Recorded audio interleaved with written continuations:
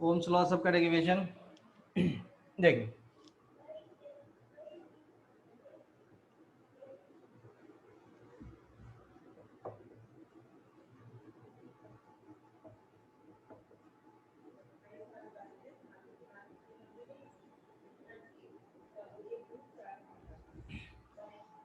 इस टॉपिक में हम लोग पढ़ेंगे कि ओम्स लॉ का डेरिवेशन कैसे हुआ और उससे रिलेटेड बहुत सारी चीजें लाइक गेट वेलोसिटी एक्सेट्रा। कोई दिक्कत तो नहीं ऑडियो वीडियो में? No, sir, it's clear.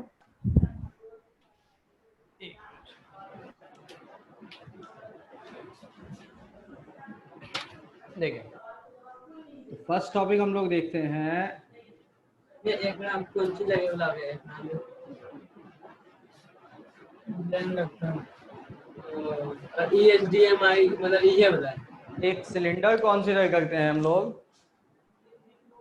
Sir board बहुत ब्लर है। टीवी भी चल रही है ये सिलिंड्रिकल शेप का एक कंडक्टर तुम पढ़ो ना एक कनेक्टेड नहीं है तब। एक्स्ट्रा नहीं टीवी में लगता एक टीवी स्टोरेज बाज रहा है।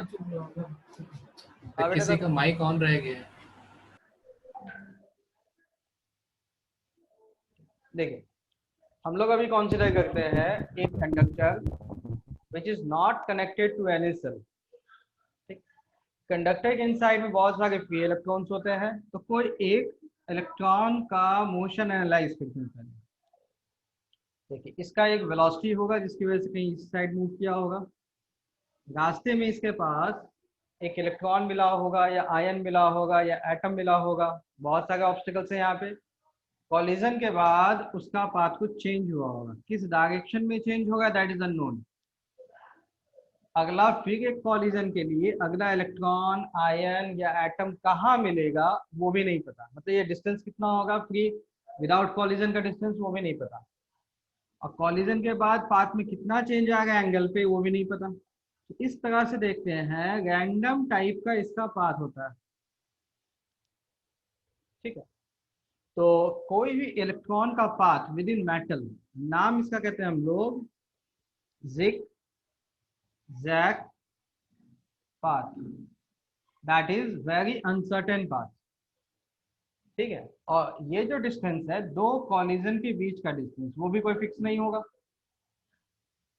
ठीक है, अब यही पाथ थोड़ा सा अरेंज्ड हो जाता है, मतलब not in all the senses but in few senses. जब हम लोग इसमें एक सेल कनेक्ट कर देते हैं बैटरी, बैटरी का एक पोटेंशियल डिफरेंस होगा जिसकी वजह से विद इन कंडक्टर एक इलेक्ट्रिक फील्ड आएगा। नो, फर्स्ट ऑफ ऑल एक कंफ्यूजन पहले हटाते हैं, क्या इलेक्ट्रिक फील्ड कंडक्टर के इनसाइड आएगा? क्योंकि इलेक्ट्रोस्टैटिक में हम लोग पढ़े थे electric field with in conductor is zero electrostatics में। यहाँ देखते हैं बैटरी कनेक्शन के बाद क्या इलेक्ट्रिक फील्ड का वैल्यू जीरो होगा अंदर में या नहीं। तो पहले ढूंढते हैं प्रोसेस। इलेक्ट्रिक फील्ड एक आया अंदर में, बैटरी जैसे ही जोड़ेंगे वैसे इलेक्ट्रिक फील्ड है, तो अंदर में इलेक्ट्रॉन्स है, इलेक्ट्रॉन्स का चार्ज कौन सा होता है? नेगेटिव। और फोर्स का फॉर्मूला याद है, Q into E। Charge negative field के opposite force, charge positive field के डायरेक्शन में फोर्स। इलेक्ट्रॉन का चार्ज नेगेटिव, फोर्स का डायरेक्शन फील्ड के अपोजिट पीछे। तो एक नेगेटिव यहाँ तो एक पॉजिटिव यहाँ। ठीक, बैटरी का काम, बैटरी क्या करता है, एक इलेक्ट्रॉन जैसे ही बाहर निकालता है साइमल्टेनियसली एक इलेक्ट्रॉन को अंदर ले लेता है। ठीक, अब देखो होता क्या था, कंडक्टर्स में जब पढ़ते थे एक पॉजिटिव और एक नेगेटिव मिलके एक इलेक्ट्रिक फील्ड लाता था जिसका नाम था induced electric field because of this induced charges. इसी तरह से माइनस चार्जेस बहुत हो जाते थे, प्लस चार्जेस बहुत हो जाते थे, इसका वैल्यू बढ़ जाता था और यहाँ पे इन दोनों का net value equal to zero. इसलिए electric field with in conductor was 0। लेकिन अभी अभी का प्रॉब्लम क्या है, देखो जैसे यहाँ एक बैटरी जोड़ेंगे, एक नेगेटिव चार्ज अंदर लेगा, साइमल्टेनियसली एक नेगेटिव छोड़ेगा, और ये नेगेटिव यहाँ से अंदर घुसेगा, और जो नेगेटिव यहाँ आया था उस नेगेटिव को, ये इलेक्ट्रॉन को ये बाहर निकाल लेगा। मतलब जैसे यहाँ नेगेटिव आया उस इलेक्ट्रॉन को हटा दिया गया, तो यहाँ इंड्यूस चार्जेस बचा क्या? नहीं, दूसरा नेगेटिव आया फिर इलेक्ट्रॉन हटा, यहाँ से एक नेगेटिव प्लस के साथ माइनस मिलकर 0, तो यहाँ कोई इंड्यूस चार्जेस नहीं है, इंड्यूस्ड फील्ड भी नहीं है। मतलब बैटरी का जो फील्ड है उसको कैंसल आउट करने वाला कोई भी नहीं है। तो बैटरी की वजह से जो इलेक्ट्रिक फील्ड आएगा वो कंडक्टर के इनसाइड में स्टे कर जाता है, बिकॉज इलेक्ट्रॉन यहाँ से हट गया, इंड्यूस चार्जेस नहीं आया, इसलिए इंड्यूस्ड फील्ड नहीं आया इसको कैंसल आउट करने के लिए। फंडा क्लियर? कंडक्टर के इनसाइड में इलेक्ट्रिक फील्ड रहेगा जब ये बैटरी के साथ कनेक्टेड है। ठीक, चलो मोशन जो हम लोग पहला देखना स्टार्ट किए थे, ये रहा इलेक्ट्रॉन, ठीक है, इलेक्ट्रिक फील्ड है तो फोर्स पीछे है, लेकिन इनिशियल वेलोसिटी तो किधर भी हो सकता है, वेलोसिटी एंगल पे, पाथ स्ट्रेट, कुछ कॉलिजन हुआ, पाथ डेविएटेड, फिर कॉलिजन से path deviated, again collision, path deviated, path में पहले जैसा रैंडम था अभी भी पाथ रैंडम, कोई चेंज नहीं, एक चेंज हुआ क्या? पहले इस इलेक्ट्रॉन पे कोई भी फोर्स अवेलेबल नहीं था, इस इलेक्ट्रॉन पे लगने वाला पहले कोई फोर्स नहीं था, लेकिन पोटेंशियल डिफरेंस की वजह से फील्ड आया, अब एक एक्स्ट्रा फोर्स लगेगा, किस डायरेक्शन में? लेफ्ट। ठीक, हुआ क्या है, अगर ये नहीं होता तो ये इतना मूव करता, लेकिन इलेक्ट्रिक फील्ड का फोर्स पीछे है तो थोड़ा पहले स्लो हो जाएगा मूवमेंट। ये मान लो सीधा जाना था लेकिन फोर्स के थोड़ा कर्व होके आता, छोटे छोटे चेंजेस, बहुत ही छोटे छोटे चेंजेस।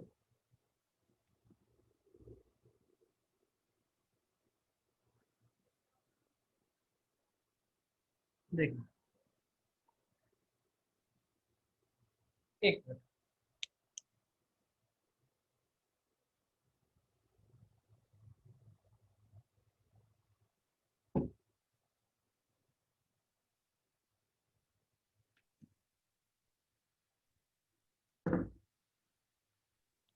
हाँ जी देखो, अगर यहाँ हम लोग एक इंडिविजुअल इलेक्ट्रॉन का मोशन के बारे में बोलेंगे तो बहुत ज़्यादा चेंजेस दिखेगा नहीं,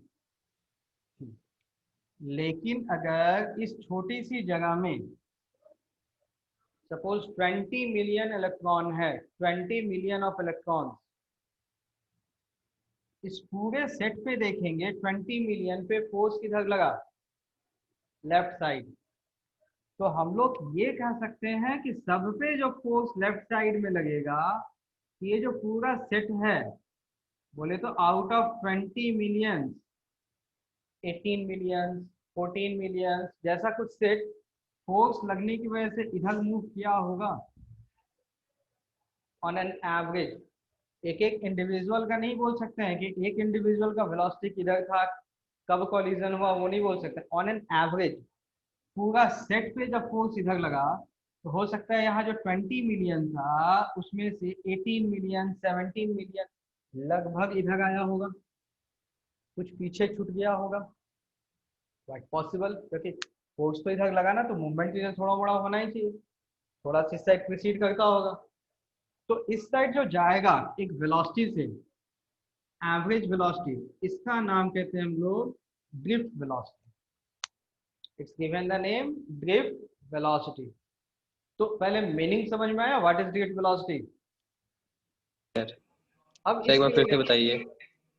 देखो, पूरे सेट पे फोर्स लगा लेफ्ट साइड में, तो सब पे जब फोर्स पीछे लगेगा तो हर एक इंडिविजुअल का मोशन नहीं बता सकते हैं। तो किसी का वेलोसिटी इधर होता है, किसी का वेलोसिटी इधर होता है, कोई हो सकता है ज्यादा आ गया होगा। बट पूरे सेट पे जब फोर्स लगा पूरे भीड़ पे, तो उस पूरे भीड़ का तो एक मेजर पोर्शन इधर आया होगा ना, सब पे फोर्स लगा तो। इट इज समथिंग लाइक एक बड़ा सा मैदान है, दिल्ली का रामलीला मैदान, एक बहुत बड़ा मीटिंग चल रहा है, बहुत बड़े बड़े नेता लोग आए हुए हैं, पब्लिक भी बहुत जमा हो गई, ठीक है, 10 लाख की भीड़ है। बाहर जाने का दो ही रास्ते हैं, एक ही रास्ता है सिंगल गेटवे, सपोज ये बोर्ड हो गया गेट का रास्ता, यहाँ मंच था, इसके पीछे लोग बैठे हुए थे, ठीक। कुछ आतंकवादियों ने पीछे छोटे छोटे बम फोड़ना चालू किए, ठीक। तो पब्लिक जो पूरे मैदान में स्प्रेड थी, थोड़े टाइम के बाद देखोगे पूरी भीड़ इस गेट के पास से ऐसे पीछे लाइन से लगी सटी हुई है बाहर निकलने के लिए। तो बोलेंगे हर एक इंडिविजुअल को तो नहीं बोल सकते, यहाँ वाला आदमी जो होगी कि पूरा निकल ही गया होगा, सामने आया हुआ हो सकता है, लोग धक्का देकर उसको पीछे धक्का धकेल दिए होंगे, लेकिन हाँ वो ऑन एन एवरेज सब सामने आया कि नहीं, पूरा सेट। हाँ। मतलब एक पार्टिकुलर मूवमेंट जब होता है तो कहेंगे एक पूरा सेट मूव किया होगा, एक इंडिविजुअल की कहानी नहीं, कोई तेज बंदा होगा कूद कूद के एक सर के ऊपर कूद कूद के बाहर भाग गया होगा, हर एक इंडिविजुअल का नहीं कर सकते हम लोग, ठीक है। कुछ ऐसा होगा जो बाहर नहीं भाग पाया, वो गिर गया तो जमीन पे गिर गया तो गिर ही गया, उठ ही नहीं पाया होगा। पॉसिबिलिटीज बहुत सारे हो सकते हैं, इंडिविजुअल के बारे में नहीं कर सकते हैं, लेकिन पूरा सेट एक साइड मूव किया हो ना, सब पे फोर्स सीधा गया। इलेक्ट्रॉन डेंसिटी तब डिक्रीज कर जाएगा एक पर्टिकुलर प्लेस पे तब। क्या बोले फिर से? इलेक्ट्रॉन का डेंसिटी जो है एक पर्टिकुलर प्लेस पे वो तो डिक्रीज हो जाएगा तब। हाँ देखो ऐसा हुआ ना कि देखो ऐसा थोड़ा ना कि ये इलेक्ट्रॉन यहाँ है, यहाँ का तुम सोचो कि यहाँ से यहाँ चला गया तो खाली बन गया, लेकिन वैसा थोड़ा ना है। इसका क्या होगा, यहाँ पर भी तो इलेक्ट्रॉन का सेट था, इसका क्या हुआ, इसको ही बैटरी खींच लिया तार के थ्रू। अब जितना बैटरी इलेक्ट्रॉन को खींचेगा उतना वापस देगा भी तो, मतलब एक दूसरे सेंस में कहते तो यहाँ इलेक्ट्रॉन का भीड़ था, पीछे से एक भीड़ आके धक्का देते हुए चले गए, सबको जब धक्का मारा तो ये वाला सेट भी इधर भाग गया, ठीक है। और यहाँ वाला सेट यहाँ वाला सेट ऐसे, ये सेट ऐसे, सेट मूव किया। तो सेट का जो एवरेज वेलोसिटी होगा that's given the name drift velocity. Definition लिखवाएंगे अभी, मूवमेंट समझ में आया? Yes sir. ठीक, अब देखो यहाँ कुछ टर्म्स हैं,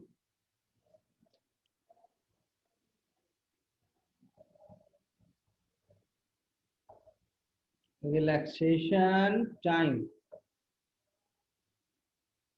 इसे डिफाइन करते हैं हम लोग time interval between consecutive collision.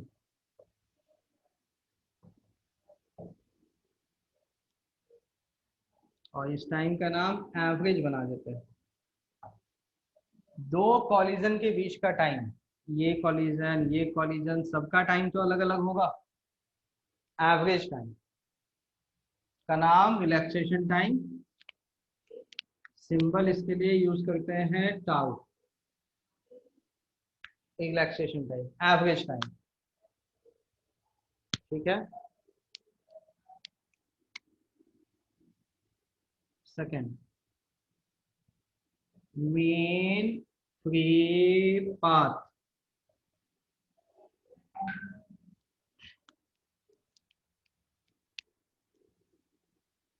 Main free path, ठीक है। Average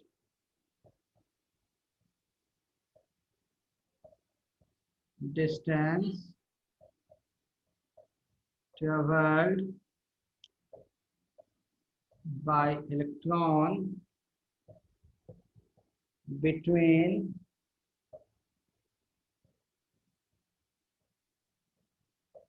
two consecutive collision।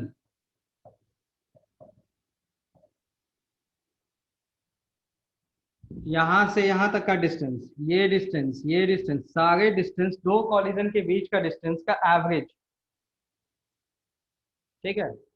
Main free path symbol LAV, AV for average,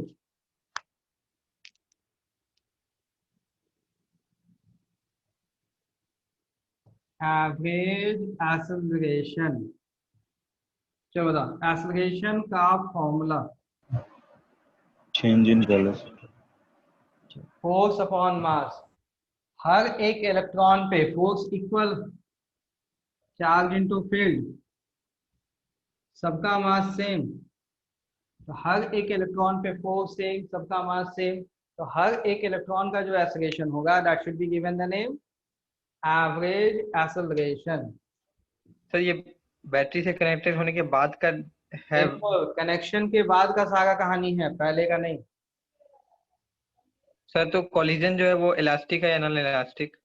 perfectly elastic collision नहीं है, एनर्जी का लॉस नहीं। आइडियल गैस के लिए कंडीशन जो था एकदम वही, इलेक्ट्रॉन का शेप स्फेरिकल, एकदम same to same ideal gas के लिए जो कंडीशन था वही कहानी। सर तो मीन फ्री पाथ का ही वही फॉर्मूला होगा कौन सा? आइडियल गैस में जो लेते हाँ हैं। तो इलेक्ट्रिक फील्ड है ना, वहाँ इलेक्ट्रिक फील्ड कहाँ था, बदलेगा ना।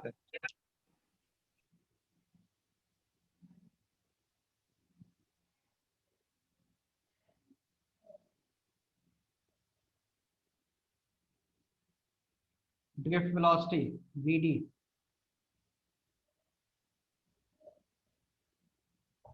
Average velocity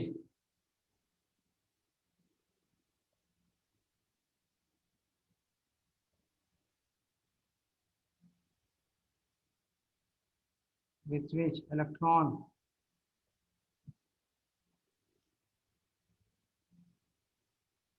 move towards higher potential in conductor। Average velocity जिसके साथ इलेक्ट्रॉन्स को मूवमेंट होगा towards higher potential with in conductor.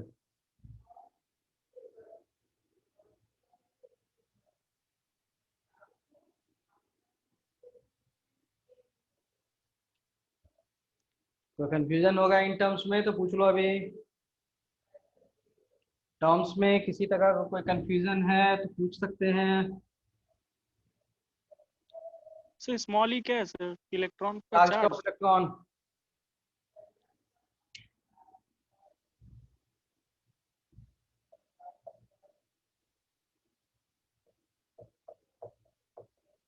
Initial average velocity,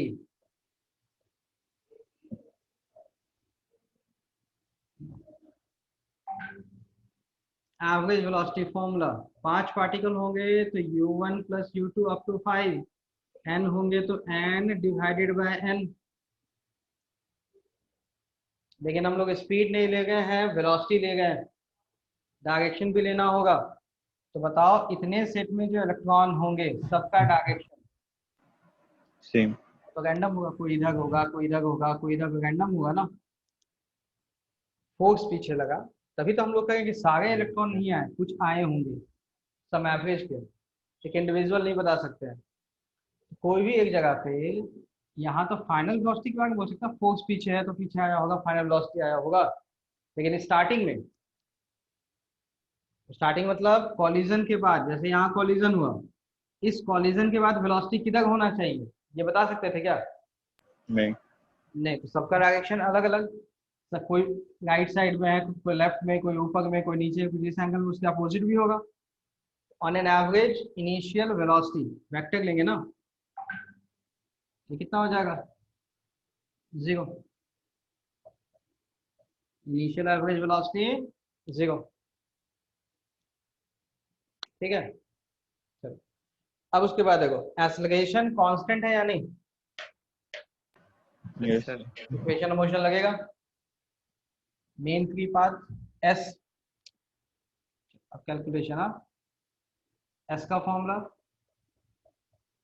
UT + ½ h, लेकिन सभी एवरेज क्वांटिटी है तो नीचे में एवरेज बना देते हैं।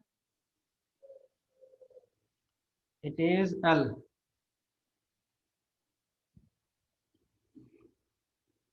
Initial average velocity 0,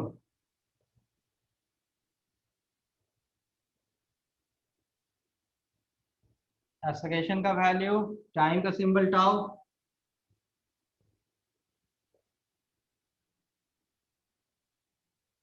main free path. Formula समझ में आया?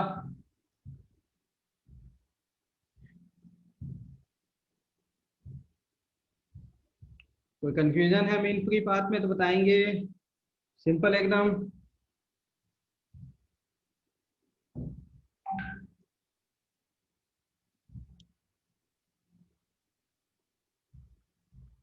सर जो टाइम इंटरवल ले रहे थे कंसेक्यूटिव कोलिजन का, तो वो सेट का कोलिजन ले रहे हैं ना? एवरेज, एवरेज टाइम, इसका एवरेज, इसका एवरेज, सबका एवरेज टाइम, ये एवरेज, सबका एवरेज डिस्टेंस।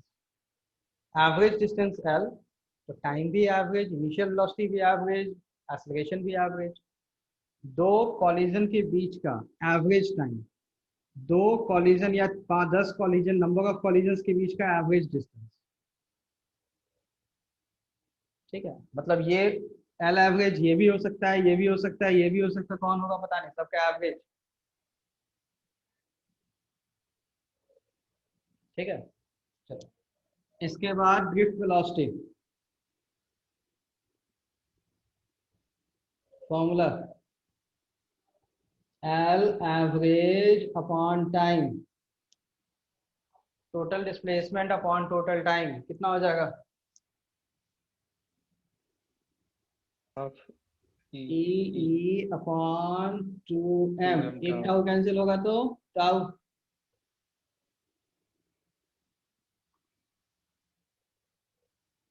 ये वैल्यू समझ में आ गया? Yes sir. एक और फॉर्मूला,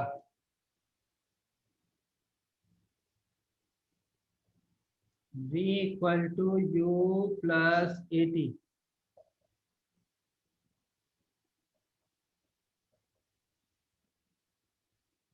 vd इनिशियल एवरेज 0,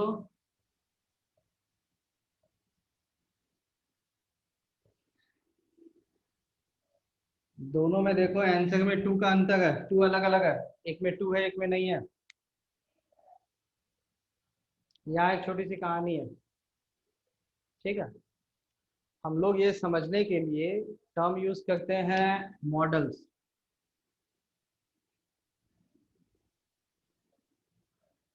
ठीक है, मॉडलिंग वर्ड से मत जोड़ना इसको। मॉडल्स मतलब जैसे मॉडल्स नहीं बनाते हैं छोटे छोटे पिक्टोरियल डायग्राम्स, वो सब अंडरस्टैंडिंग के लिए, एकदम वही कहानी। There are two groups of scientist, दो टाइप के लोग हैं। ठीक है, दोनों लोगों का सोचना अलग अलग है। ठीक, ये वाला थॉट, ठीक है, इस थॉट में कौन कौन आते हैं? आपके HC वर्मा जी आते हैं। ठीक है, और फॉरेन यूनिवर्सिटीज में एक बुक चलती है यूनिवर्सिटी फिजिक्स, CFG मैंस की, वो सेट, और भी बहुत लोग हैं इसके ग्रुप में, वेल नोन यही दोनों थे। ठीक है, तो इन लोगों का कहना क्या है कि ये जो हम लोग ड्रिफ्ट वेलोसिटी बता रहे हैं ये एवरेज डिस्टेंस है। तो एवरेज डिस्टेंस का एक ही फॉर्मूला होता है, total displacement by total time, इसलिए ये फॉर्मूला सही होना चाहिए था। ठीक है, but there is another set, दूसरे सेट में क्या, कौन कौन लोग हैं? इसको समझने वाले सेट में आपके आते हैं रश्मि खरीडे साहब। ठीक है, और जाने माने NCERT के, मतलब CBSE वाले जो प्रोफेसर्स होते हैं NCERT के, वो लोग। ठीक है, उनका कहना नहीं कि वेलोसिटी का फॉर्मूला तो ये होता है v equal to you plus a t, यहाँ से निकाल देते हैं, आपस में जो लड़ गए। ठीक है, इन लोगों ने बताया ये गलत है, क्यों गलत है उसका एक्सप्लेनेशन दिया। बोला कि इस फॉर्मूले से आपको फाइनल वेलोसिटी मिलता है, इस फॉर्मूले से आपको फाइनल वेलोसिटी मिलता है, तो ये एवरेज मिलेगा, तो ये आपका एवरेज इस बीच का एवरेज नहीं मिलेगा, इस बीच का एवरेज नहीं मिलेगा, ये फाइनल वेलोसिटी का एवरेज मिलेगा।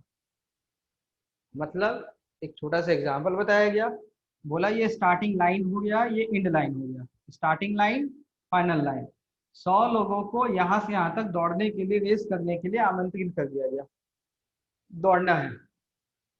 ठीक है, तो सब लोग दौड़े, यहाँ पहुंचा, अरे तो कोई फर्स्ट होगा, कोई सेकंड होगा, थर्ड, फोर्थ, फाइव, 100 तक प्लेस जाएगा ना, और इन पॉइंट पे पहुंचेगा तो सबका वेलोसिटी सेम होगा कि अलग अलग होगा? ऑब्वियसली अलग अलग होगा, जरूरी तो नहीं सबका सेम वेलोसिटी हो, अपने अपने परसेप्शन के अकॉर्डिंग दौड़ेगा लोग, अपनी एबिलिटी के अकॉर्डिंग।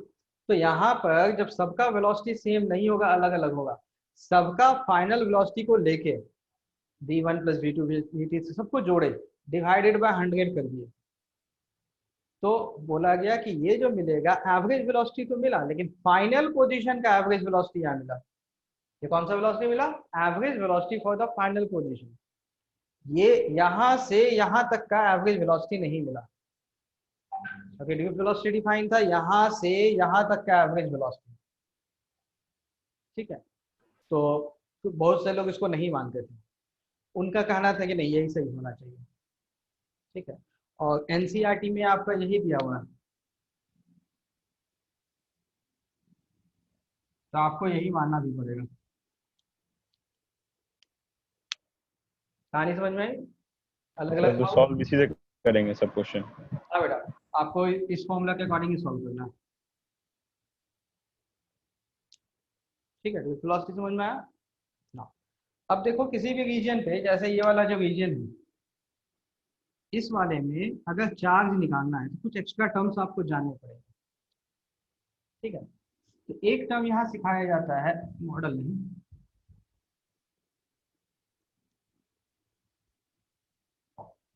नंबर डेंसिटी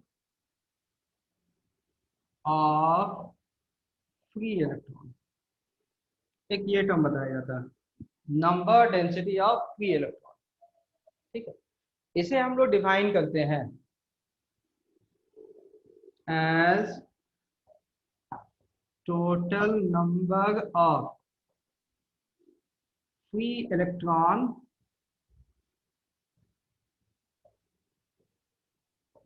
पर यूनिट वॉल्यूम। इसे डिफाइन करते हैं हम लोग total number of free electrons per unit volume. मतलब इस रीजन में जितने भी फ्री इलेक्ट्रॉन्स आएंगे सबका नंबर को जोड़ देंगे, डिवाइडेड बाय टोटल वॉल्यूम, ठीक है। तो total number of free electron कैसे निकालेंगे? इसके लिए सिंबल यूज करते हैं ईटा, ईटा पत्थर वाला ईटा। तो नंबर ऑफ फ्री इलेक्ट्रॉन्स कैसे निकलेगा? ईटा इंटू वॉल्यूम, ठीक है। तो यहाँ पे छोटा सा, अगर आप यहाँ पे सिलेंडर जैसा लिए हैं, तो सिलेंडर में देखो इस वाले फेस का एरिया, इधर का एरिया कैपिटल ए, इधर वाला एरिया भी कैपिटल ए, तो बीच में जो बनेगा वो क्या है? Some sort of cylinder. और यहाँ बीच का जो लेंथ है, लेंथ, इसका नाम डीएल बना देते हैं, छोटा लेंथ डीएल, ठीक है। तो बताओ total number of free electron कितना होगा? Eta into volume, into volume, volume का formula area into length, cylinder का बेस एरिया इंटू लेंथ ना। Yes sir. तो यहाँ पे अगर हम लोग टोटल चार्ज क्यू निकालना चाहते हैं इस रीजन में चार्ज क्यू, तो लिखेंगे पहले हम लोग ईटा, वॉल्यूम का फॉर्मूला एरिया डीएल। ये क्या है? Total number of free electron, एक इलेक्ट्रॉन का चार्ज स्मॉल ई, तो total charge number into E, E is the charge of electron,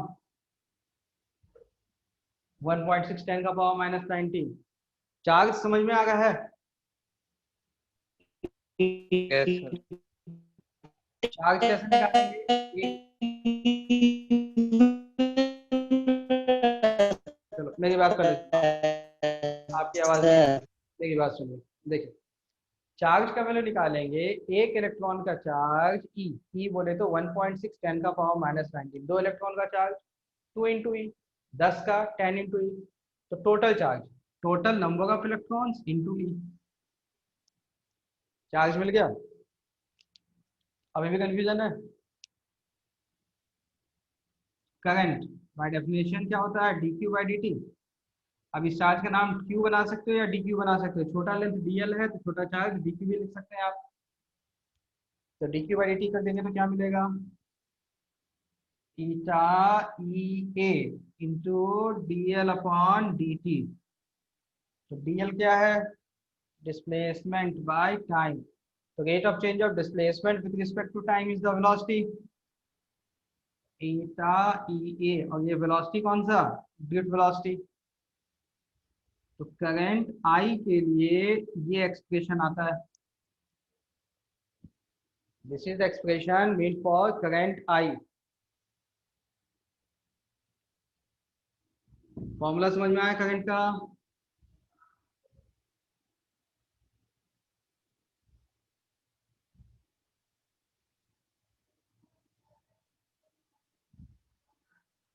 फॉर्मूले में कोई दिक्कत है तो बोलेंगे। उसको फ्री इलेक्ट्रॉन क्यों स्पेसिफाई किए हैं? क्या बेटा? फ्री इलेक्ट्रॉन क्यों बोले देखो, हैं? अगर करंट फ्लो करता है तो करंट के नाम पे चार्ज फ्लो करना चाहिए, और मूव करने वाला इलेक्ट्रॉन तो फ्री इलेक्ट्रॉन होगा ना, या जो एटम की वजह से गोल गोल घूम रहा है न्यूक्लियस के अराउंड, वो तो मूव नहीं करेगा, इलेक्ट्रिसिटी कंडक्ट नहीं करेगा। तो इलेक्ट्रिसिटी कंडक्ट करने के लिए जो फ्री इलेक्ट्रॉन्स है, हम लोगों को उसी इलेक्ट्रॉन से मतलब है। यस सर, समझ गया। ठीक है, सारे इलेक्ट्रॉन से मतलब नहीं है, बिकॉज हम लोग को इलेक्ट्रिसिटी कंडक्ट करवाना है। ठीक है, चलो अब छोटा सा एक चीज, ये जो करंट हम लोग निकाल रहे हैं, अगर आपसे पूछा जाएगा करंट का डायरेक्शन कौन सा है, तो हम लोग बोलेंगे बैटरी का पॉजिटिव है, करंट ऐसे गया, और यहाँ करंट ऐसे आया होगा। बट करंट स्केलर क्वांटिटी है या वेक्टर क्वांटिटी है? कुछ नहीं है। स्केलर। टेंसर। स्केलर है, स्केलर है, स्केलर। कोई डायरेक्शन नहीं, लेकिन डायरेक्शन तो बता के नहीं इधर गया, ये करंट ऐसे गया। बट एक्चुअली हम लोग जो बोल रहे हैं, बोलना वो नहीं चाहते, वी एक्चुअली मीन टू से the direction of current density. जो वेक्टर है that's name is current density, symbol J। Current density एक वेक्टर है, ठीक है। तो बोल रहे हैं यहाँ करंट का डायरेक्शन, बट एक्चुअली में प्रोसेसिंग जो होता है that is the direction of current density, not current. Current scalar quantity है तो डायरेक्शन तो होगा ही नहीं। हम लोग बोलते हैं ना करंट इधर गया, बट एक्चुअली वर्ड से it is the direction of current density. तो करंट डेंसिटी का डायरेक्शन कौन सा, जिधर करंट है वही। ठीक है, अब लेकिन सर बोलो बताइए। एससी वर्मा में लेकिन लिखा हुआ है कि electric current has both direction as well as magnitude. हाँ है ना, लेकिन हम लोग जो वर्ड यूज करते हैं ना करंट के लिए डायरेक्शन, ठीक है, वो एक्चुअली वर्ड करंट के लिए नहीं होना चाहिए, because current is basically a scalar quantity. अब क्यों ऐसा बोलते हैं उसके पीछे छोटा सा रीजन, थोड़ा ध्यान से सुनो, बस 2 मिनट सुन लो, खुद ही रीजन बता दोगे। Wire, it's a wire, pen is a wire, current ऐसे गया, ठीक। करंट डेंसिटी को डिफाइन करते हैं, इसको ऐसे काट दो, कट कर दीजिए, ऐसे बीच से ऐसे कट कर दीजिए, तो सामने आपको क्या दिखेगा, ये वाला फेस दिखेगा पेन का, एग्जैक्टली ये हेड, हेड दिखेगा। ये हेड के अलाउंग, हेड के अलाउंग या तो राइट बाहर या फिर अंदर, इस लाइन के अलाउंग इधर या फिर इधर, ये कहलाता है डायरेक्शन ऑफ करंट डेंसिटी। तो करंट डेंसिटी का डायरेक्शन और करंट का डायरेक्शन दोनों सेम है कि अलग अलग? सेम ही तो है, वायर के अलाउंग। परपेंडिकुलर मतलब along the wire, along the wire direction है करंट डेंसिटी का और करंट का, दोनों तो एक ही है, ठीक है। तो जब भी हम लोग को डायरेक्शन वर्ड यूज करना चाहिए, सही टर्म यूज करना चाहिए करंट डेंसिटी का, ठीक है। और हम लोग जो करंट का डायरेक्शन बोलते हैं वो यूजली बोल देते हैं, सही टर्म होना चाहिए करंट डेंसिटी का ये डायरेक्शन है, ठीक है। लेकिन वही है ना कि समझ में आना चाहिए, कोई भी लैंग्वेज का मीनिंग क्या है, आपको जो अच्छा से समझ में आ जाए वही लैंग्वेज होता है। तो करंट डेंसिटी को भी क्या मानते हैं, करंट का डायरेक्शन, करंट डेंसिटी का डायरेक्शन को आप करंट का डायरेक्शन बोल देंगे तो लोग मानते हैं कि चलो चलेगा, समझ तो रहा है बच्चा, बट एक्चुअली करंट डेंसिटी। तो इसके लिए जो फॉर्मूला यूज करते हैं that is current upon area, current upon area. Area का नाम कहता है क्रॉस सेक्शन एरिया, जिधर करंट फ्लो किया परपेंडिकुलरली ऐसे कट कर देंगे, ये जो हेड का एरिया मिलेगा इसका नाम क्रॉस सेक्शन एरिया, और ए से डिवाइड कर देंगे तो जे का value eta E V D, ईटा ई वी डी। समझ में आया? बस नाम ध्यान में रखना क्या होता है, फॉर्मूला ध्यान में रखना है। सर अगर कोई पूछे कि करंट क्यों स्केलर क्वांटिटी है, तो ये बोल सकते हैं कि करंट में ट्रायंगल लॉ नहीं लग रहा है एडिशन का, हाँ वो इसलिए। सब, अरे वो सब तो कहानी है ही। वेक्टर क्यों नहीं है? बिकॉज वो ट्रायंगल लॉ को फॉलो नहीं करता, वेक्टर का कोई प्रॉपर्टी फॉलो नहीं करता है। ठीक है, लेकिन वेक्टर का प्रॉपर्टी फॉलो करने वाला कौन? Current density. लेकिन करंट डेंसिटी जो डिफाइंड होता है ये इंस्टेंटेनियस पॉइंट पे डिफाइंड होता है। मतलब अगर मान लो इसका नाम वायर है, ठीक है, तो हम लोग यहाँ से यहाँ तक का करंट डेंसिटी का वर्ड नहीं चूज करेंगे, इस पॉइंट से इस पॉइंट तक करंट डेंसिटी के लिए वर्ड नहीं यूज करेंगे। इस पॉइंट का करंट डेंसिटी, इस पॉइंट का करंट डेंसिटी, इस पॉइंट का करंट डेंसिटी, ठीक है ना। लेकिन करंट हम लोग बोलते हैं यहाँ से यहाँ तक ही करंट जाएगा, बट यहाँ का करंट डेंसिटी अलग। यहाँ पे वायर तुम्हारा ऐसे मुड़ गया तो बोलेंगे इस पॉइंट पे ब्लैक पेन पे करंट डेंसिटी इधर है, लेकिन जैसे ही ग्रीन पेन आएगा करंट डेंसिटी ऊपर हो गया। ठीक है, वो स्पेसिफिक पॉइंट स्पेसिफिक डिफाइन करते हैं लोग। चलो ये समझ में आया? सर फिर से बता दीजिए।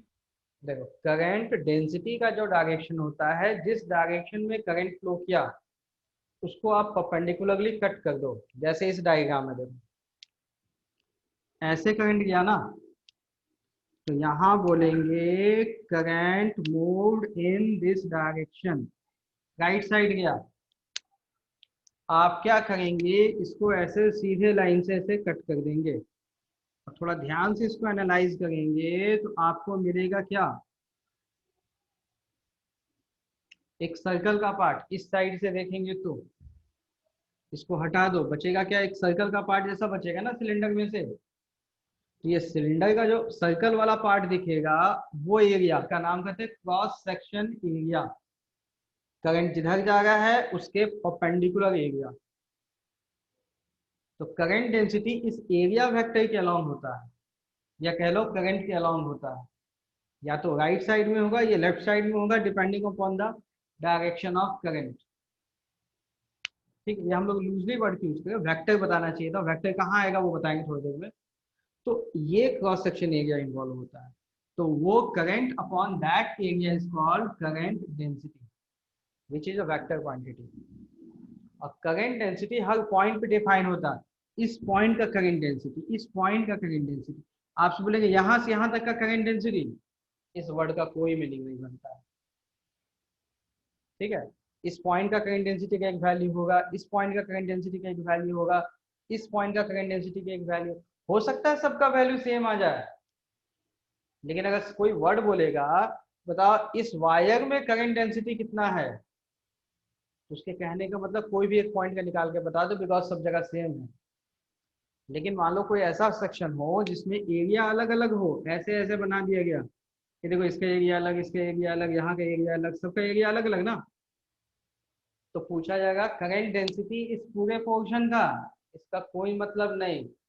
आपको बोलना पड़ेगा इस पॉइंट का करंट डेंसिटी, इस पॉइंट का, इस पॉइंट का, कौन से पॉइंट का। ये पॉइंट स्पेसिफिक बोले इंस्टेंटेनियस वैल्यू होता है, एवरेज नहीं। समझ में आया थोड़ा थोड़ा? Yes sir. ये तो और ज्यादा बढ़िया। सर फिर तो करंट डेंसिटी का डायरेक्शन किस परपेंडिकुलर टू द एरिया या अलोंग द एरिया वेक्टर। जैसे बोर्ड है, बोर्ड का एरिया वेक्टर किधर होता है बताओ, या तो बाहर या अंदर, कौन सा एक्चुअल होगा वो अभी निकाल के बताते हैं ना थोड़ी देर में, थोड़ा सही पेशेंस। जितना सही, ये जितना भी चीज निकाले वो टेम्परेचर पे डिपेंडेंट होगा। आ गए सबका नंबर आएगा, घबराते क्यों? वन बाय वन चलो, पहले मुझे बता लें दो, उसके बाद क्वेश्चन के बाद आएगी आपकी। जे का value eta E A V D, drift velocity का फॉर्मूला क्या था एनसीईआरटी वाला?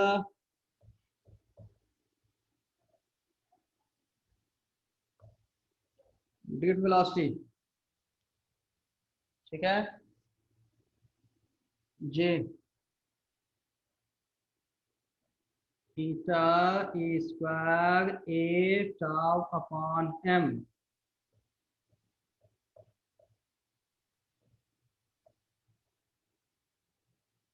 वेक्टर क्वांटिटी है। सर उसमें ए नहीं ना होगा? ये तो कट गया था सर। ए नहीं होगा, ए नहीं होगा, एटा ए वेरी। तो ये वेक्टर क्वांटिटी है इलेक्ट्रिक फील्ड के अलॉन्ग, और यहाँ जे वेक्टर और वी वेक्टर देखेंगे तो यहाँ पे क्या होता है, बीच का जो टर्म है उसको हम लोग लिखते हैं सिग्मा ई। बीच के टर्म का नाम सिग्मा।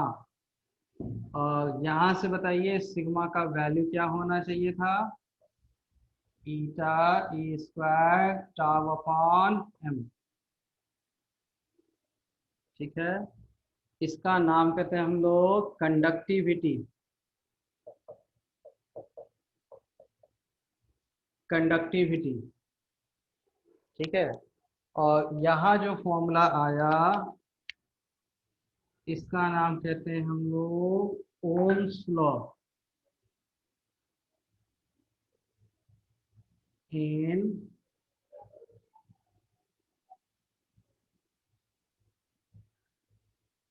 डिफरेंशियल।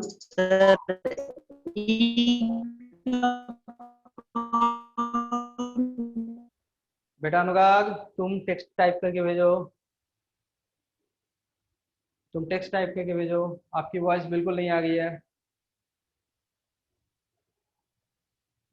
इसका नाम कहेंगे हम लोग Ohm's law in differential form.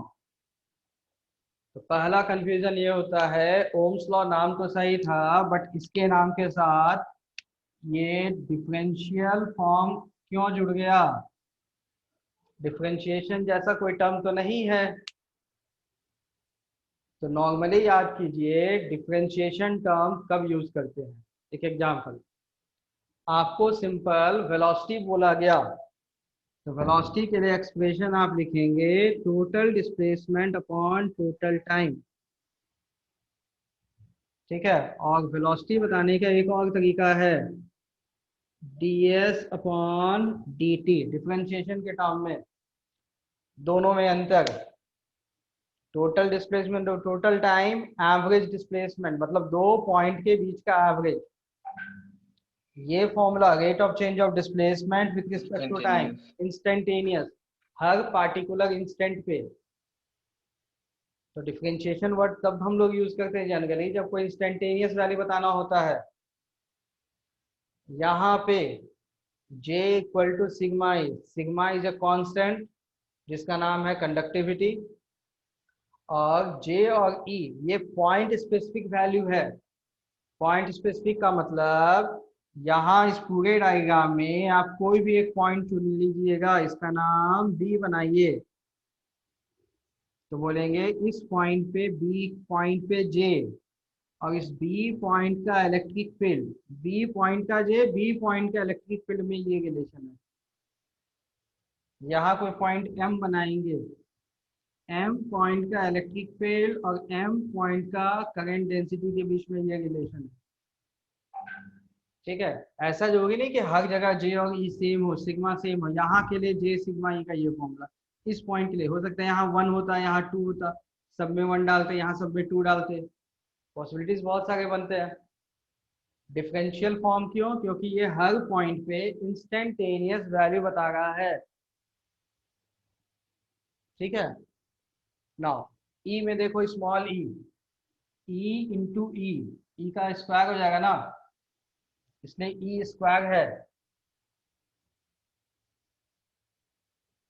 समझ में आया Ohm's law in differential form. तो यहां से हम लोग पहला याद आया डिफरेंशियल फॉर्म क्यों, क्योंकि ये इंस्टेंटेनियस वैल्यू बताएगा। सेकंड थिंग कि नॉर्मली जो ओम्स लॉ है उसको कैसे निकाला जाए। ठीक है, तो ओम्स लॉ का जो डेरिवेशन होगा उसके लिए आपको छोटा छोटा चीज ध्यान रखना है। जे का फॉर्मूला I अपॉन ए, ठीक है, इस इक्वेशन का एक नेमिंग कर देते हैं, इसका नाम 1 बनाते हैं। जे का formula I upon A, because Ohm's law में याद कीजिए V equal to I R होता है ना, तो करंट आता है, जे नहीं, तो जे हटाना पड़ेगा। सेकेंड, ओम्स लॉ में इलेक्ट्रिक फील्ड नहीं आता है, पोटेंशियल डिफरेंस आता है, तो पोटेंशियल डिफरेंस और इलेक्ट्रिक फील्ड में relation delta V equal to minus E dot D R. Magnitude wise देखेंगे, potential difference equal to electric field into distance. यहाँ से आगे डिस्टेंस L बनाएंगे, तो यहाँ पे आप लिखेंगे B equal to electric field into length. Minus होना चाहिए था, लेकिन आप हाइयर पोटेंशियल टू लोअर लेंगे तो माइनस की जगह प्लस हो जाएगा। बोले तो मैग्नीट्यूड लेना है। इलेक्ट्रिक फील्ड का formula V upon L। L क्या है? इसका लेंथ, कंडक्टर का लेंथ। तो इन दोनों को 1 में पुट कर देना है, इन दोनों को 1 में डाल देंगे। तो बताइए, J का formula I upon A sigma, E का फॉर्मूला V अपॉन L, तो V का value I L upon A sigma.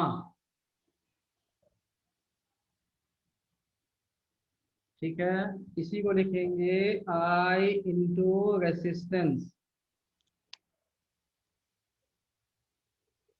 यही कहलाएगा I into resistance.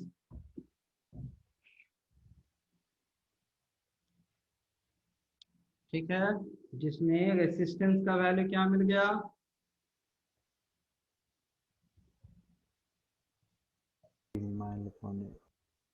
L upon A sigma. L हो गया लेंथ, A का A गया, सिग्मा कंडक्टिविटी जिसका ये वैल्यू था, और इसी को हम लिखते हैं रो L अपॉन A। रो का वैल्यू क्या हो गया? 1 अपॉन सिग्मा। नाम इसका रेसिस्टिविटी, नाम इसका resistivity.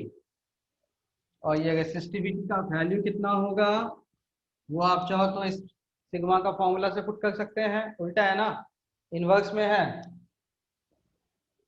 m upon theta E square tau.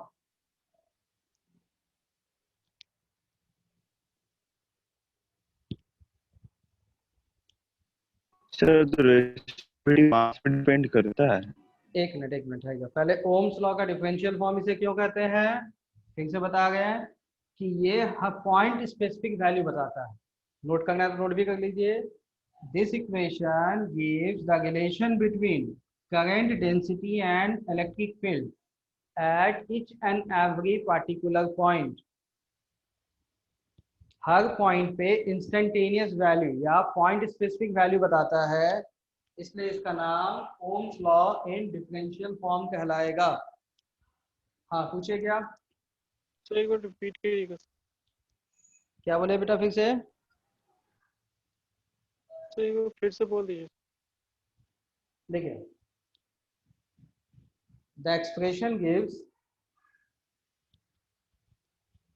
The relation between, the expression gives, your expression is relation between current density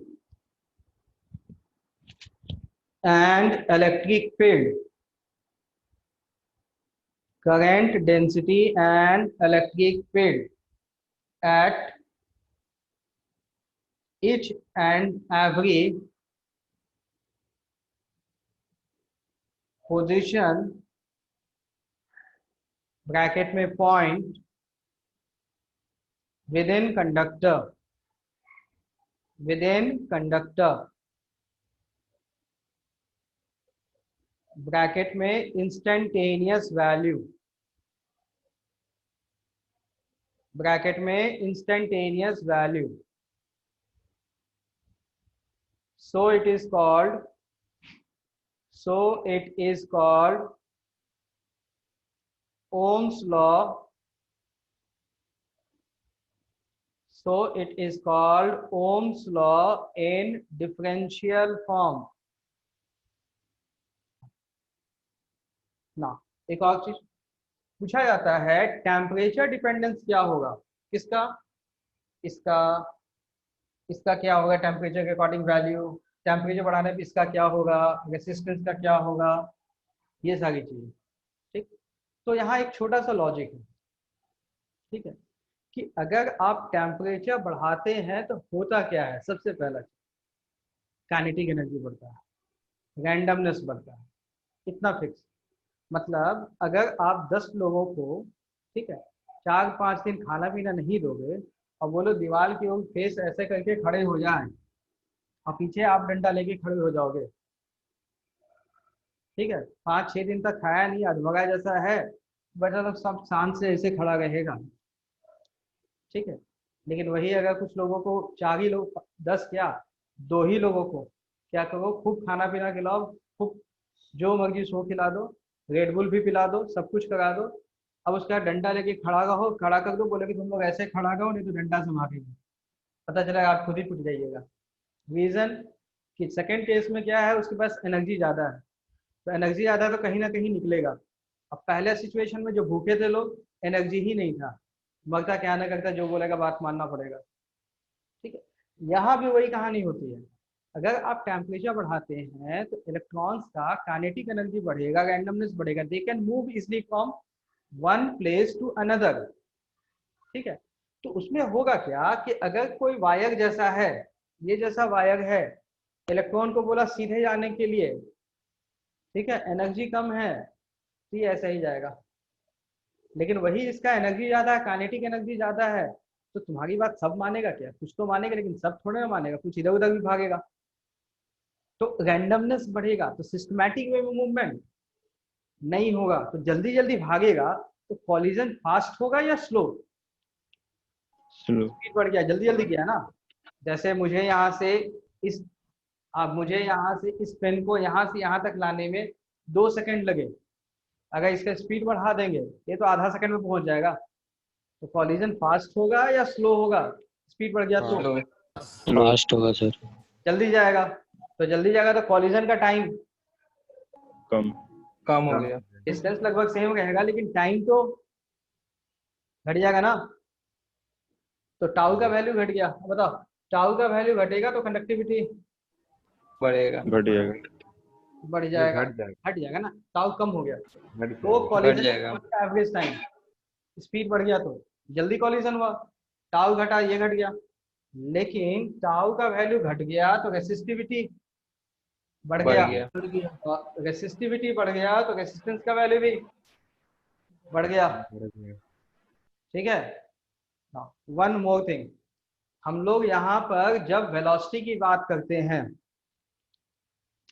तो वेलोसिटी हम लोग यहाँ पे 2 टर्म में लेते हैं। अच्छा पहले टाउ बता देते हैं, टाउ रिलैक्सेशन टाइम जो होगा that is proportional to temperature और inversely proportional to temperature, inversely temperature बढ़ाएंगे तो ये घटेगा, और ये टाउ प्रोपोर्शनल टू सिग्मा है,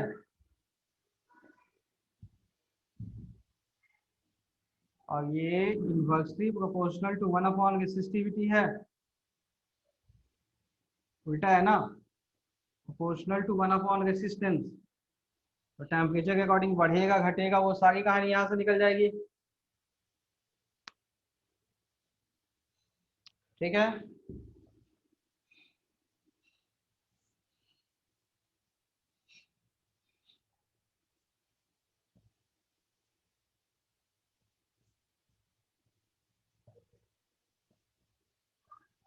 देखो यहाँ पर जब हम लोग वेलोसिटी की बात करते हैं तो एक टर्म आता है ड्रिफ्ट वेलोसिटी, जो एवरेज वेलोसिटी आप सीख लिए, ठीक है।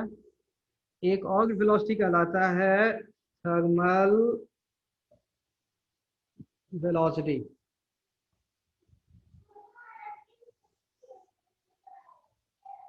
ठीक है। इसके लिए कोई सिंबल यूज नहीं होता, बस नाम होगा थर्मल वेलोसिटी, कोई सिंबल यूज नहीं होगा ना। थोड़ा समझो हाँ, कि देखो ड्रिफ्ट वेलोसिटी क्या है कि अगर इलेक्ट्रिक फील्ड आया, बोले तो बैटरी के साथ आप जब जोड़ेंगे तो इलेक्ट्रिक फील्ड आएगा, तो मोशन होगा, तो उसके अकॉर्डिंग ड्रिफ्ट वेलोसिटी।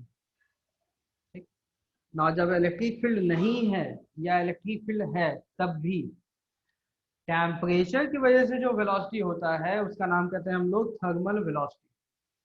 इसका सिंबल आप चाहो तो VT लिख सकते हो, VT, T फॉर थर्मल। तो थर्मल वेलोसिटी के डायरेक्शन कोई भी हो सकता है, बिकॉज टेम्परेचर की वजह से रैंडम के भी इधर उधर कहीं भी जाएगा, लेकिन ड्रिफ्ट वेलोसिटी हमेशा टुवर्ड्स हायर पोटेंशियल जो डिफाइन किए थे हम लोग ना। वैल्यू में भी बहुत अंतर है कि इसका वैल्यू जब देखते हैं ड्रिफ्ट वेलोसिटी का, ये लगभग आता है 10 का पावर -1 -2 सेंटीमीटर पर सेकेंड। लेकिन ये वैल्यू जो देखते हैं ना, लगभग ये 10 का पावर 4 10 का पावर 3 सेंटीमीटर पर सेकेंड। ये बड़ा वैल्यू है, ये बड़ा वैल्यू है। ठीक है, मतलब ऑन एन एवरेज एक डायरेक्शन में गया, लेकिन सबका इंडिविजुअल वेलोसिटी बड़ा है। ठीक है, और दोनों का डिफरेंस समझ में आया, drift velocity and thermal velocity. Yes sir. बस जनरल नॉलेज के लिए अगर कभी पूछेगा तो आपको पता होना चाहिए बस। ठीक है ना, तो ये सब हो गई कहानी। ठीक, अब क्वेश्चंस के लिए क्या है कि जनरल जो फॉर्मूला यूज किया जाता है वो करंट के लिए ये, जिस पे बेस्ड क्वेश्चंस बनते हैं। ठीक, कई बार यहाँ पर ही छोटा सा आपको मोल कॉन्सेप्ट का इन्वॉल्व करके क्वेश्चन पूछा जाता है। अब कॉन्सेप्ट में, मोल कॉन्सेप्ट के नाम पे क्या पूछा जाता है वो भी बहुत सिंपल है। सिंपली क्या होता है क्वेश्चंस में, ईटा जो टर्म यूज करते हैं ना, ईटा, यस हाँ, number of free electrons per unit volume, eta. Questions में जनरली कि ये वाला टर्म ही नहीं देता। ठीक है, क्वेश्चंस में ये टर्म नहीं देता है, उसके बदले में एक छोटा सा कहानी सुनाता है, सच प्रेशर टाइम। वहां से आप ईटा का वैल्यू निकाल दें। कहानी क्या है आपको वो बताते हैं, देखते हैं। थोड़ा केमिस्ट्री याद है कि भूल गए आप लोग। ईटा क्या है ये तो पता ही है आप लोगों को, total number of free electrons per unit yes sir. Volume. ठीक है, आपको बताया जाएगा क्वेश्चन में मॉलिक्यूलर मास गिवन है। ठीक है, मॉलिक्यूलर मास गिवन है, ये बताया गया। एवोगाड्रो नंबर का सिंबल क्या होता है बताइए, एन एन। ये भी गिवन है। E stands for density of material, density given है। साथ में ये भी बताया गया है each atom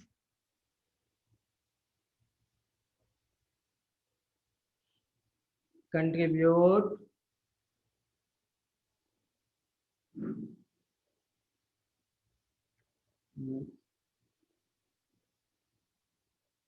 n number of free electron। मतलब एक एटम में मान लो 10 इलेक्ट्रॉन बाहर घूम रहे थे, उसमें से कोई एटम 2 इलेक्ट्रॉन को फ्री कर दिया, 1 इलेक्ट्रॉन को फ्री कर दिया।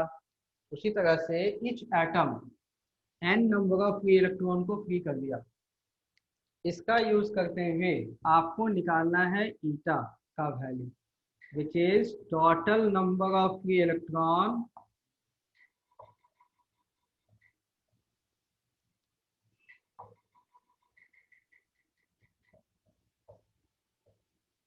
पर यूनिट वॉल्यूम। चलिए निकालिए इसका वैल्यू। NNAD/m। चलिए हम चेक कर लेते हैं, फिर आपको बताते हैं। पहले इसे थोड़ा सा चेक कर लेते हैं। चलो, total number of free electron तो total number n of into na, कैसे निकालेंगे? तो देखो, एक मोल्स में कितना हो जाएगा बंदा? सर मास तो दिए डेंसिटी क्या होता है, एक एक करके ऐसे देखो, मिलाते जाओ कैसे। डेंसिटी का फॉर्मूला क्या होता है? मास बाय वॉल्यूम। By volume. चलो तो पहले हम लोग डी लिख दिए, नीचे वाला वॉल्यूम तो आ गया, लेकिन ऊपर में क्या है? मास। ठीक, तो अगर हम लोग यहाँ पे मॉलिक्यूलर मास से डिवाइड कर देते हैं तो क्या मिल जाएगा? ऊपर में mass by molecular 1 by v 1 by v, mass of the object by molecular mass, mole मिलेगा। Mass of the, number of moles, क्या बोले, ऑब्जेक्ट का mass upon molecular mass. Number of moles. Capital D का formula था mass by volume, ये था ना? Yes sir. yes sir और डिवीजन में वॉल्यूम तो आ गया, moles per unit ठीक है? या फिर ऐसे कर लो, वैल्यू पुट कर दें अलग से, मास बाय वॉल्यूम, डेंसिटी का वैल्यू। ठीक है, अगर आप इसको मॉलिक्यूलर मास से डिवाइड कर देंगे तो mass upon molecular mass, number of moles, number of moles, बहुत बढ़िया, into N A, number of atoms हो गया, नंबर ऑफ एटम। आपको चाहिए नंबर ऑफ फ्री इलेक्ट्रॉन, एक एटम कितना इलेक्ट्रॉन दिया? एन, n into n करते हैं। इंटू एन, क्या हो गया? टोटल नंबर ऑफ इलेक्ट्रॉन, और डिवीजन में वॉल्यूम था ही, और सर एक मास बार और बताइए। Density N A N upon, हो गया बस।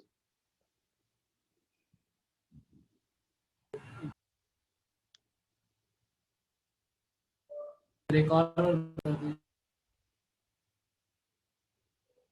ठीक है, ये समझ में आया?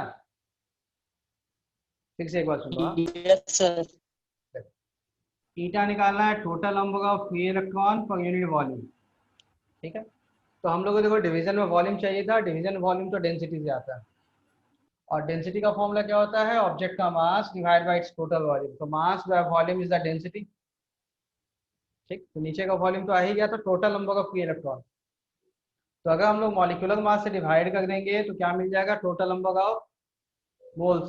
एवोगाड्रो नंबर से मल्टीप्लाई करें तो टोटल नंबर ऑफ एटम, एक atom N number of electron दिया, तो इंटू एन, और मास व वॉल्यूम का नाम डेंसिटी था।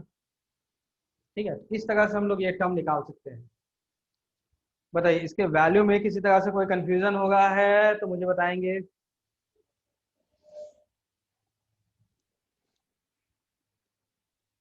ठीक है, डायोड वाल्व वाला केस यहाँ नहीं आएगा बच्चा, डायोड वाला केसेस अभी नहीं, वो हमारा आएगा सेमीकंडक्टर्स में। अभी इन सबको डायोड वाल्व से कोई मतलब नहीं है। सर जब रेसिस्टेंस वहाँ पे हो रहा है तो वहाँ पे कहीं पे भी हीट लॉस नहीं होगा? होगा ना, हीट वीट अलग से पढ़ेंगे हम लोग, जो भी हीट उठ है वो सबको अलग से पढ़ेंगे हम लोग।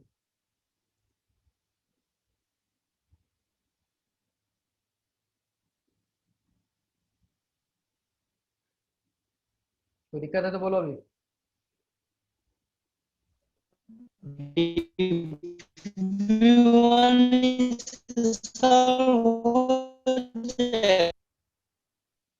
बेटा लिख के भेजो तुम लिख के भेजो। पहले एक दो क्वेश्चन देख लेते हैं हम लोग, हाँ, कंटिन्यू एंड करने से पहले। ठीक है, ताकि थोड़ा सा आइडिया भी मिल जाए कैसे करना है आपको।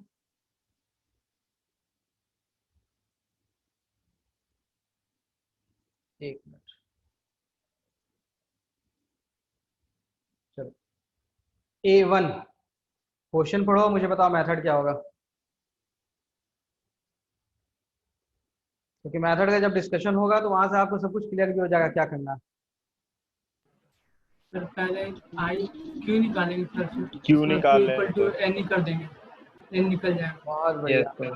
ठीक। total number of electrons constituting current in 1 ampere in 1 second। तो चार्ज का value current into time, charge मिल गया तो number of electrons into charge of electron. 1 into 6.25 into 10 power minus 10 power 18। अब second number A2।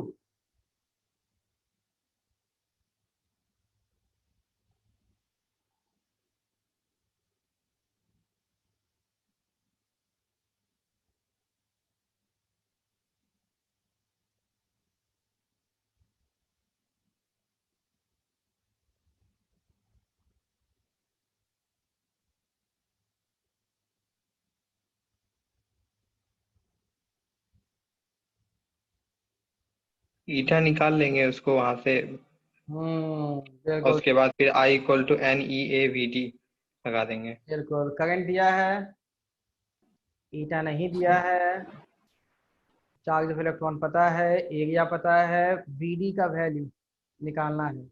Formula I equal to eta EAVD था, जिसमें ईटा नहीं दिया है, तो ईटा के लिए फॉर्मूला निकालते हैं, DNNA/m। हो जाएगा वैल्यू ना। चलो third number, yes number 3।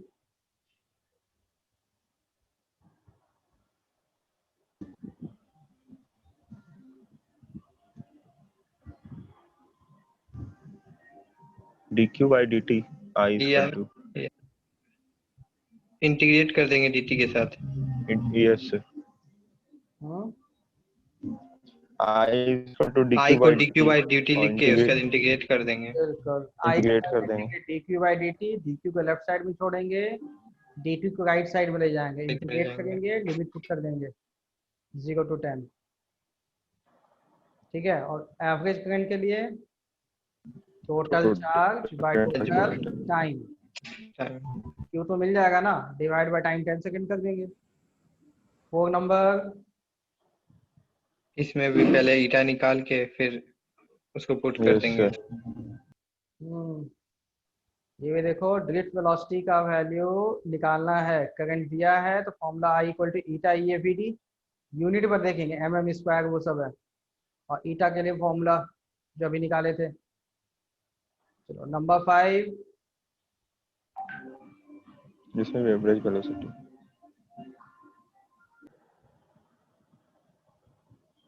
Length दिया है, एरिया दिया है, करंट का वैल्यू दिया है, क्यूबिक मीटर ऑफ मटेरियल कितना है free electrons, number of free electrons per unit volume भी दिया हुआ है।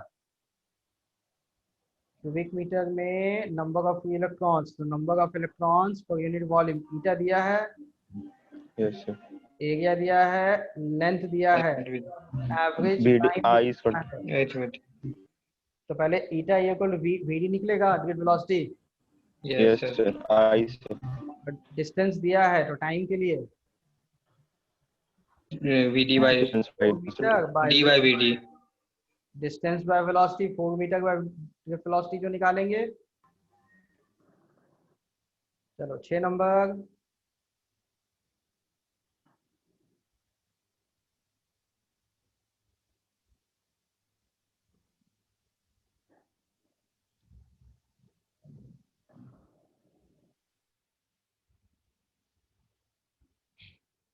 Logical question. C होना चाहिए।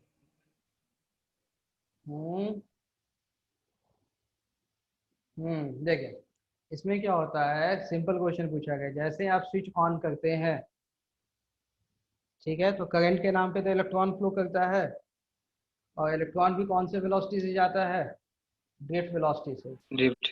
रैंडम वाला वेलोसिटी से, थर्मल वेलोसिटी से तो करंट फ्लो नहीं करता है, ड्रिफ्ट वेलोसिटी बहुत कम है, yes sir तो बल्ब तक पहुंचने में लाइट को, तो करंट को तो बहुत टाइम लग जाएगा इलेक्ट्रॉन को, तो बल्ब जल्दी Yes, जलेगा क्यों, लेकिन जलता तो जल्दी है ना।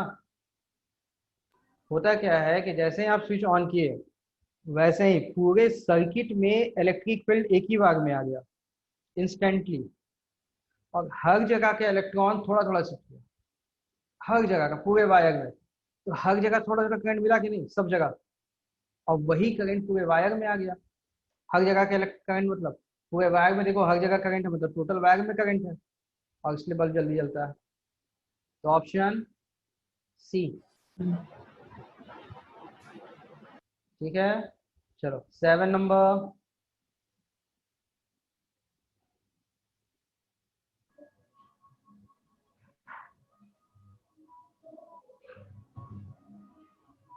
सर दोनों सही है। दोनों ट्रू दोनों ट्रू है। C number T. ठीक है, चलो 8 नंबर।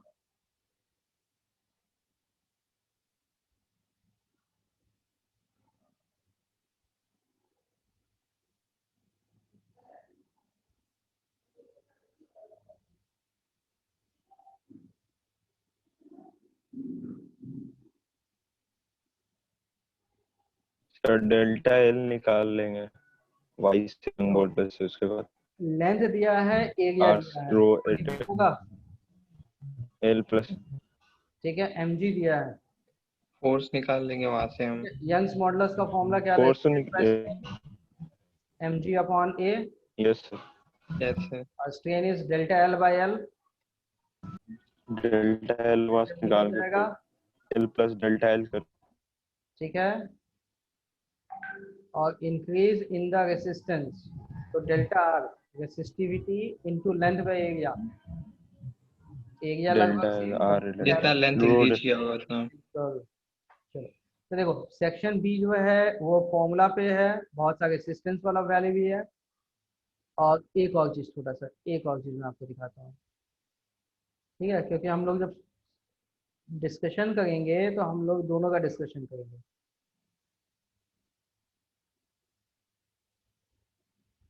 ये electric conduction, Ohm's law and resistance. ये एक मिनट शेयर कर देता हूँ पहले आप लोग को, ताकि आप लोग को होमवर्क पता चल जाए क्या करना है।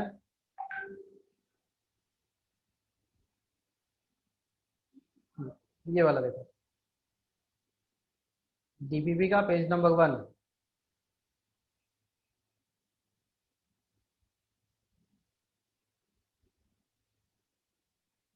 ठीक है, अप टू क्वेश्चन नंबर 39। सब आसान आसान क्वेश्चन है, वही बेसिक फॉर्मूला वाला है। अगली क्लास में क्या है, छोटा सा आपको पढ़ाना है रेसिस्टेंस का वेरिएशन टेम्परेचर के साथ कैसा होता है, एक फॉर्मूला आएगा। ठीक है, और कुछ केसेस में रेसिस्टेंस का वैल्यू निकालने सिखाएंगे, और बाकी ये क्वेश्चंस। ठीक है, तो अगली क्लास में नेक्स्ट क्लास डाउट क्लास। हाँ बेटा, नेक्स्ट क्लास डाउट क्लास होगा सर। छोटे छोटे क्वेश्चन जल्दी जल्दी बन जाएगा।